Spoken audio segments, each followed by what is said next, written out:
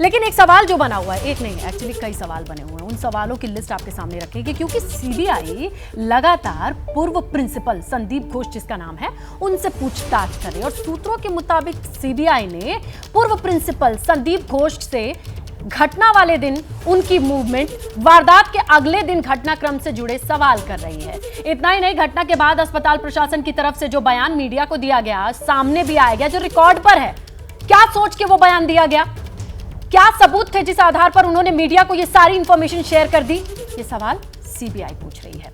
मृतक डॉक्टर जो trainee doctor थी, उसके परिवार ने सीबीआई को दिए गए बयान में जो बातें बताई हैं, उससे अस्पताल की भूमिका पर संदेह होता है। उससे जुड़े सवाल भी पूर्व प्रिंसिपल से पूछा जा रहा है क्योंकि एक बयान देके मीडिया के सामने वो इस अस्पताल से चले जाते हैं और बड़ी बात यह है कि दूसरे अस्पताल में, कोलकाता के दूसरे अस्पताल में जिम्मेदारी निभाने लगते हैं। यानी सवाल अब सीबीआई उनको वहीं जाके पूछ रही है, अपने दफ्तर बुला के पूछ रही है। यह भी पूछा गया कि घटना की जानकारी उन्हें कितने बजे मिली और किससे मिली और उसके तुरंत बाद उनका मोड ऑफ एक्शन क्या था, उन्होंने किसको बताया और किस बिना पर मीडिया को यह सारी बातें कर दी। जिस जांच को करने में सीबीआई लगातार लगी हुई है, ये मीडिया के सामने आते प्रिंसिपल और कुछ भी बता देते हैं या सोच समझ के बताते हैं। ये सारे सवाल इस वक्त प्रिंसिपल से सीबीआई कर रही है और बखूबी पूछना चाहिए। प्रिंसिपल मतलब सर्वे सर्वा, हेड जिसे कहते हैं, और हेड ने मीडिया को क्या इन्फॉर्म किया, लोगों को क्या बताया, घर वालों को क्या बताया, ये बड़ा सवाल बहुत अच्छे से सीबीआई पूछ रही होगी। रविकांत, आपको सूत्रों के हवाले से जो जानकारी मिल रही है, इनको लेकर के वो भी जरूर हाईलाइट कीजिएगा। निश्चित रूप से जो हमें जानकारी मिली उसके अनुसार पूर्व प्रिंसिपल से उनके फ़ोन कॉल की डिटेल ली गई है और एक एक फ़ोन पर उन्होंने किससे क्या बात की, उनको कितने बजे जानकारी मिली और जानकारी के तुरंत बाद उन्होंने किससे किससे ये बात बताई और पुलिस को बताई और घर वालों को बताई, खुद बताया या अपने एमएस से कहा बताने के लिए, ये सारा डिटेल में जानकारी ली जा रही है। जब घर वालों को बताया गया कि उनकी बेटी के साथ ऐसा हुआ है, पहले उनको ये कहा गया कि उसकी तबीयत खराब है, बाद में ये कहा गया कि उसने सुसाइड कर लिया है, कि क्या ये बात खुद प्रिंसिपल ने घर में बताई थी या अपने एमएस के थ्रू बताई गई थी। एक एक बात को विस्तार से पूछा जा रहा है। अगर एमएस ने बताई थी तो एमएस को कितने बजे बताया उन्होंने और उनको खुद से पता लगा या आपने बताया, तो सारा क्रॉस कंफर्मेशन किया जा रहा है और जितनी भी बातें पूर्व प्रिंसिपल बता रहे हैं उन सारी बातों को अन्य साक्ष्य जो हैं, अन्य गवाह जो हैं, उनसे टैली कराया जा रहा है कि क्या जो प्रिंसिपल बता रहे हैं वो एकदम सही है या उसमें बीच में कहीं कोई ऊपर नीचे है, कोई झूठ है या मिसप्लेसिंग है।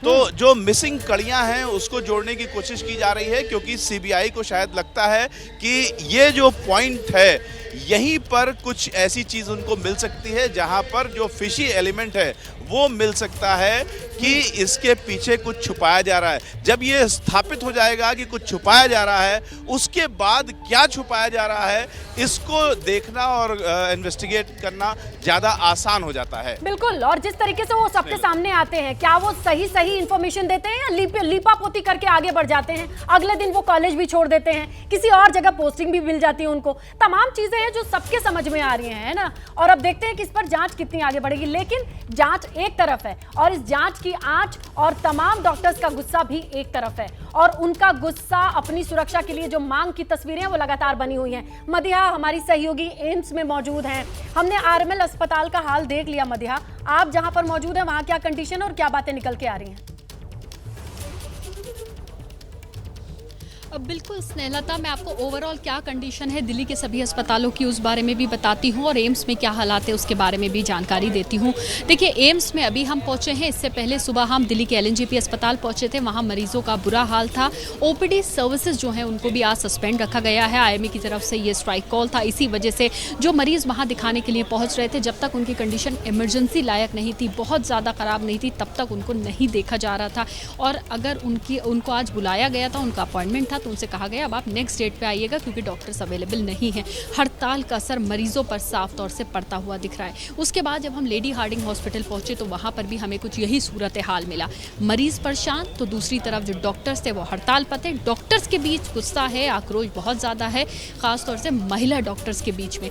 और यहाँ पर महिला डॉक्टर जिन जिन लोगों से भी मैंने बात की उन्होंने बताया कि उनके मन में अब एक डर पैदा हो गया है क्योंकि चैलेंजेस बहुत सारे होते हैं इस फील्ड में, इस जॉब में। कई घंटे तक ड्यूटी पर रहते हैं वो लोग, तो सेफ्टी सिक्योरिटी की मांग वो लोग कर रहे हैं। और इस वक्त जहां मैं मौजूद हूं ये दिल्ली का एम्स है। अब से कुछ देर पहले एम्स के अंदर एक मार्च जो है वो निकाला गया था जिसमें ना सिर्फ रेसिडेंट डॉक्टर्स बल्कि एम्स की जो फैकल्टी है उन्होंने मार्च में शामिल होकर अपना सपोर्ट दिया, समर्थन दिया डॉक्टर्स को, रेसिडेंट्स को।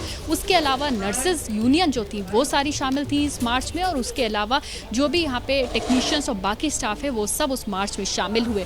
ऐसा ही एक मार्च जो है वो लेडी हार्डिंग हॉस्पिटल, दिल्ली के सफदरजंग, आरएमएल, हर जगह कुछ यही तस्वीरें देखने के लिए मिल रही हैं। तो हर चीज़ का कहते हैं ना दो पहलू होते हैं। एक तरफ डॉक्टर्स की हड़ताल, डॉक्टर्स के बीच में गुस्सा, डॉक्टर्स के बीच आक्रोश और उनकी मांग सेंट्रल प्रोटेक्शन एक्ट को लेकर और उस परिवार के लिए इंसाफ की मांग। हालांकि डॉक्टर सवाल जो है वो जांच पर भी उठा रहे थे जब शुरुआत में हड़ताल होती है, लेकिन क्योंकि अब मामला सीबीआई को ट्रांसफर हो चुका है तो अब कहीं ना कहीं डॉक्टर्स विश्वास जता रहे हैं कि अब शायद जांच जो है वो सही दिशा में हो और डॉक्टर जिसके साथ दरिंदगी होती है, जिसकी हत्या कर दी जाती है, उसको इंसाफ मिले, उसके माता पिता को इंसाफ मिले, उस परिवार को इंसाफ मिले। अभी क्या तस्वीर है एम्स की, वो एक तस्वीर मैं आपको जरूर दिखाना चाहूंगी। देखिए, दिन में 1 से 2 बार जो है जर्नल मीटिंग जो है वो की जा रही है आरडीएस की, रेसिडेंट डॉक्टर्स एसोसिएशन की, और एक मीटिंग इस वक्त डॉक्टर्स की देखिए सामने तस्वीरों पर पूरी दिन नजर बनी रहेगी। लेकिन आप जरा सोचिए कि 2 पार्टों के बीच में पिसती जनता, और ऐसे में किस तरीके से डॉक्टर्स के अंदर डर है।